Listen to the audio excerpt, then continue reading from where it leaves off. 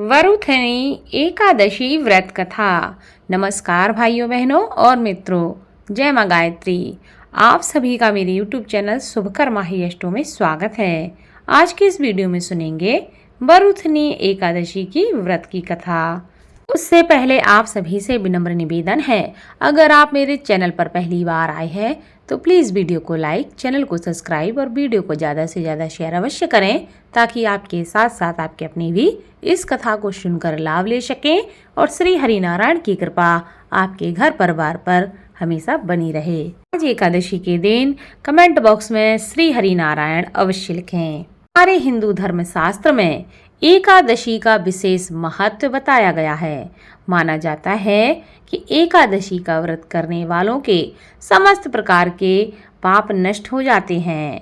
हर साल में 12 एकादशियां पड़ती हैं, जिनका अपना अपना एक विशेष महत्व शास्त्रों में बताया गया है।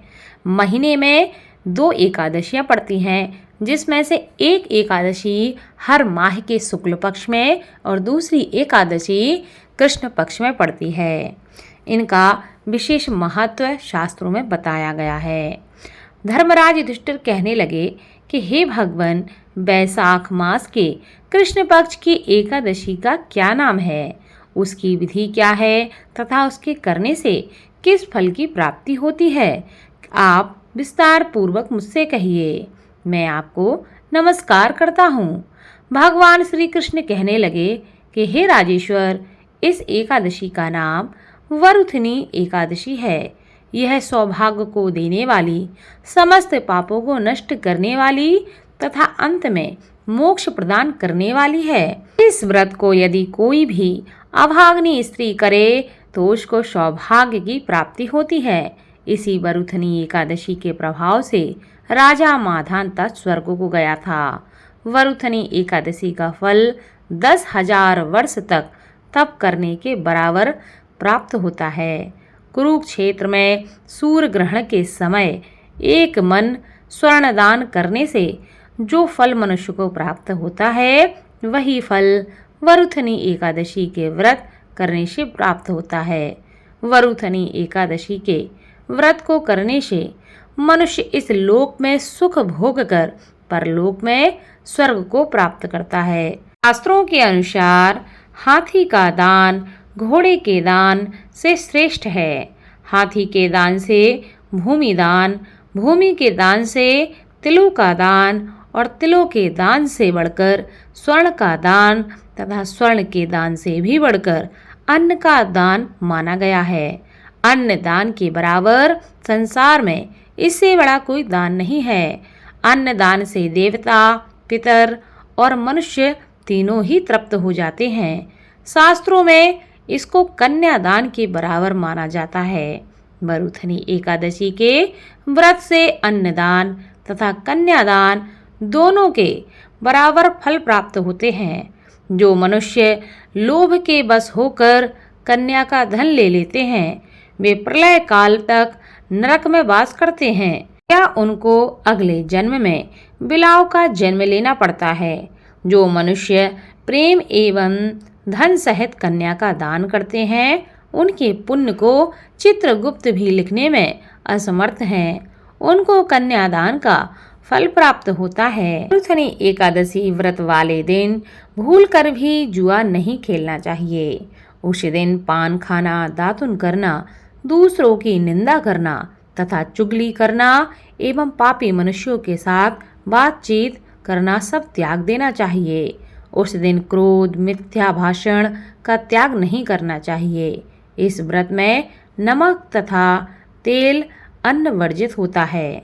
हे राजन, जो मनुष्य विधिवत इस एकादशी को करते हैं, उनको स्वर्ग लोक की प्राप्ति होती है। पौराणिक कथा के अनुसार प्राचीन काल में नर्मदा नदी के तट पर माधांता नामक राजा राज्य करते थे। वह अत्यंत ही दानशील तथा तपस्वी थे। एक दिन जब वह जंगल में तपस्या कर रहे थे, तभी न जाने कहां से एक जंगली भालू आया और राजा का पैर चबाने लगा।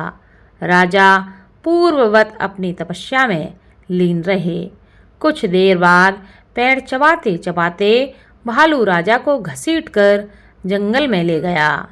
राजा बहुत घबरा गया, मगर तापस धर्म अनुकूल उसने क्रोध और हिंसा न करके भगवान श्री नारायण से प्रार्थना की।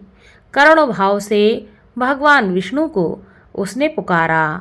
उसकी पुकार सुनकर भगवान श्री हरि नारायण अपने भक्त की करुण पुकार को सुनते हुए दौड़े चले आए और उन्होंने चक्र से भालू को मार डाला। राजा का पैर भालू पहले ही खा चुका था। इससे राजा बहुत ही शोकाकुल हो गए। उन्हें दुखी देखकर भगवान नारायण कहने लगे, हे वत्स, तुम शोक मत करो। तुम मथुरा जाओ और वरुथनी एकादशी का व्रत रखकर मेरी 12 अवतार मूर्ति की पूजा करो। इसके प्रभाव से पुनः सुदृढ़ अंगों वाले तुम हो जाओगे। इस भालू ने तुम्हें जो काटा है, यह तुम्हारे पूर्व जन्म का अपराध था। भगवान की आज्ञा मानकर राजा माधांता ने मथुरा जाकर श्रद्धापूर्वक वरुथनी एकादशी का व्रत किया, जिसके प्रभाव से राजा शीघ्र ही पुनः सुंदर और संपूर्ण अंगों वाला हो गया। इसी एकादशी के प्रभाव से राजा माधांता स्वर्ग को गए। जो भी व्यक्ति भय से पीड़ित है, उसे वरुथनी एकादशी का व्रत रखकर श्री हरि नारायण का स्मरण करना चाहिए। इस व्रत को करने से समस्त पापों का नाश हो जाता है और अंत में मनुष्य को मोक्ष की प्राप्ति होती है। हे राजन, जो मनुष्य विधिवत इस एकादशी को करते हैं, उनको स्वर्ग लोक की प्राप्ति होती है। अतः मनुष्यों को पाप करने से डरना चाहिए और उन्हें कुमार्ग पर नहीं चलना चाहिए। जो भी मनुष्य मेरे इस व्रत को करता है, मेरी इस कथा को सुनता है, पढ़ता है या दूसरों को सुनाता है, उसको 1000 गोदान का फल प्राप्त होता है।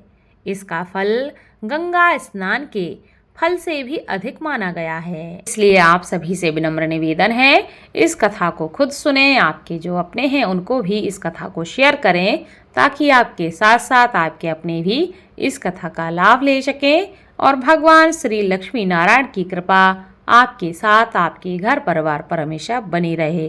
बोलो लक्ष्मी नारायण की जय।